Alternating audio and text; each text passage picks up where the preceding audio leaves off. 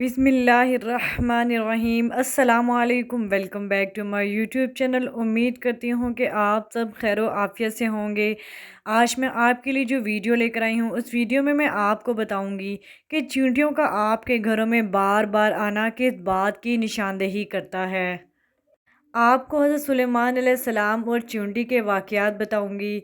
चींटी का उल्टा लेट कर अल्लाह से दुआ करना कि वो अल्लाह ताला से किस चीज़ की दुआ कर रही थी, आपको ये वाक़या भी इस वीडियो में बताऊंगी।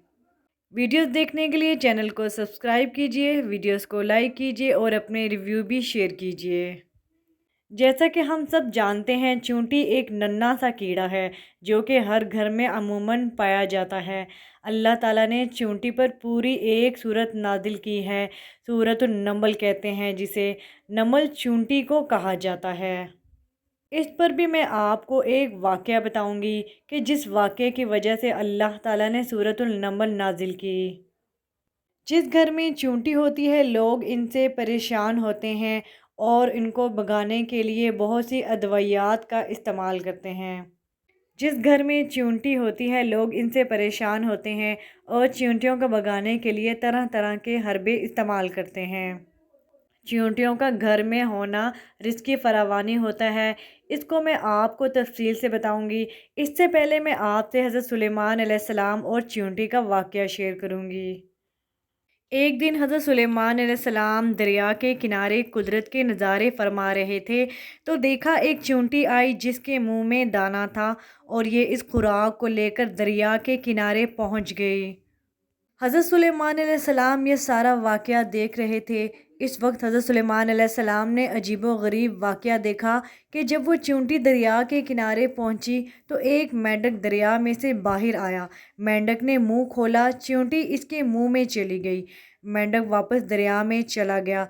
ये सब मंजर अल्लाह के नबी अलैहिस्सलाम देख रहे थे। मेंढक कुछ देर बाद वापस आया और चींटी को दरिया के किनारे छोड़ गया। हज़रत सुलेमान अलैहिस्सलाम ने नोट किया कि जब चींटी गई थी तब इसके मुंह में दाना था, मगर अब वापस आई है तो दाना नहीं है, इसके मुंह में कोई खुराक नहीं है। हज़रत सुलेमान अलैहिस्सलाम जैसा कि चरिंद परिंद के साथ बात किया करते थे, इनकी बोलियां समझते थे। हज़रत सुलेमान अलैहिस्सलाम ने चींटी को तलब किया और पूछा कि क्या मामला है, तुम क्या कर रही हो? जब तुम गई थी तुम्हारे मुंह में दाना था और जब तुम वापस आई हो तो तुम्हारे मुंह में वो दाना नहीं है। चींटी ने कहा, ए पैगंबर खुदा, समुंदर की गहराई में एक पत्थर है और पत्थर अंदर से खाली है। इस पत्थर के अंदर एक कीड़ा रहता है। इस कीड़े को अल्लाह ने ऐसा मुकाम पर पैदा किया है कि वह वहाँ से निकल नहीं सकता।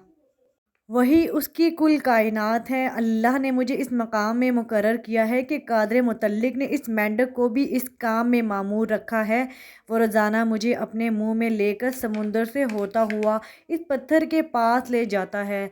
मेंढक अपना मुंह इस पत्थर में रख देता है और मैं इसके मुंह से निकलकर इस पत्थर में जाती हूँ और जो मेरे मुंह में होता है वो अनाज मैं इसके पास रख देती हूँ।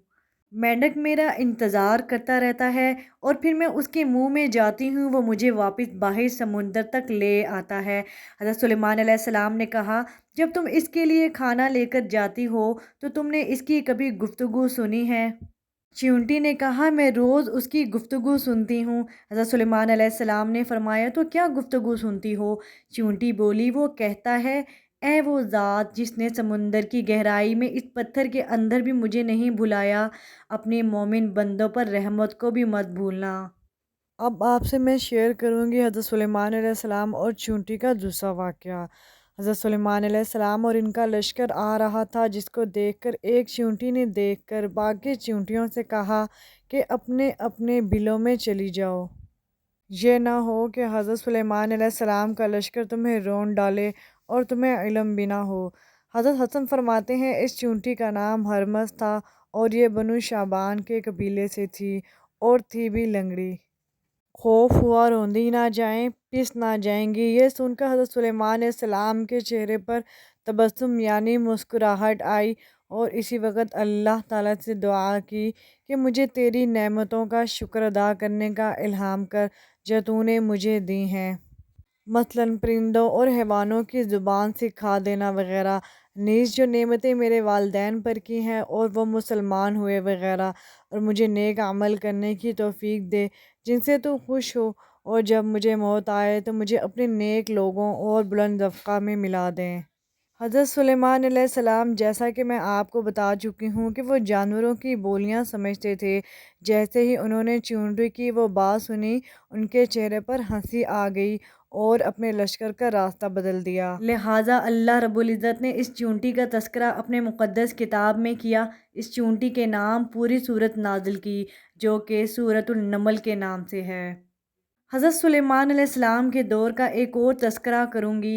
ابن حاتم میں ہے کہ ایک مرتبہ حضرت سلیمان علیہ السلام بن داؤد علیہ السلام استسقاء کے لیے نکلے تو دیکھا کہ چیونٹی الٹی لیٹی ہوئی ہے، اپنے پاؤں آسمان کی طرف اٹھائے دعا مانگ رہی تھی کہ اے اللہ، ہم بھی تیری مخلوق ہیں، پانی برسنے کی محتاجی ہمیں بھی ہے، اگر پانی نہ برسا تو ہم ہلاک ہو جائیں گی۔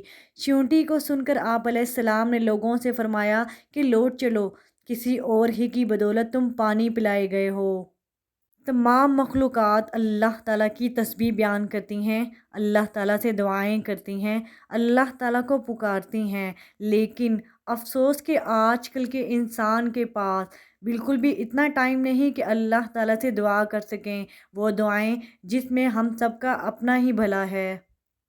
ہمارے حاضر دور کی مصروفیات نے ہمیں اس قدر مصروف رکھ دیا ہے کہ ہمارے پاس اللہ تعالیٰ کے لیے 2 منٹ کا بھی ٹائم نہیں ہے کہ ہم اللہ تعالیٰ سے 2-3 باتیں کر سکیں، اللہ تعالیٰ سے دعا مانگ سکیں۔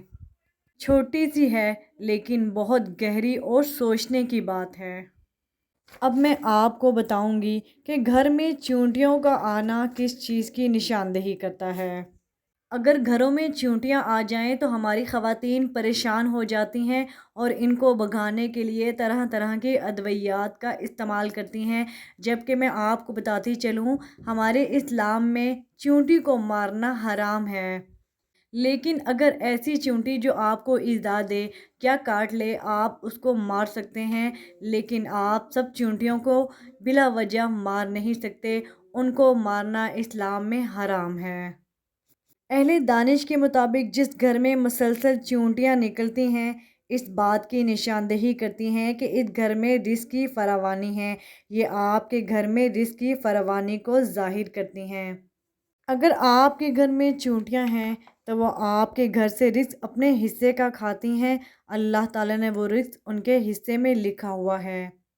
اگر آپ کے گھر چیونٹیاں ہیں تو آپ خوش ہو جائیں کہ وہ آپ کی رزق کی فراوانی کو ظاہر کرتی ہیں، اس لیے ان کو مارنا نہیں چاہیے۔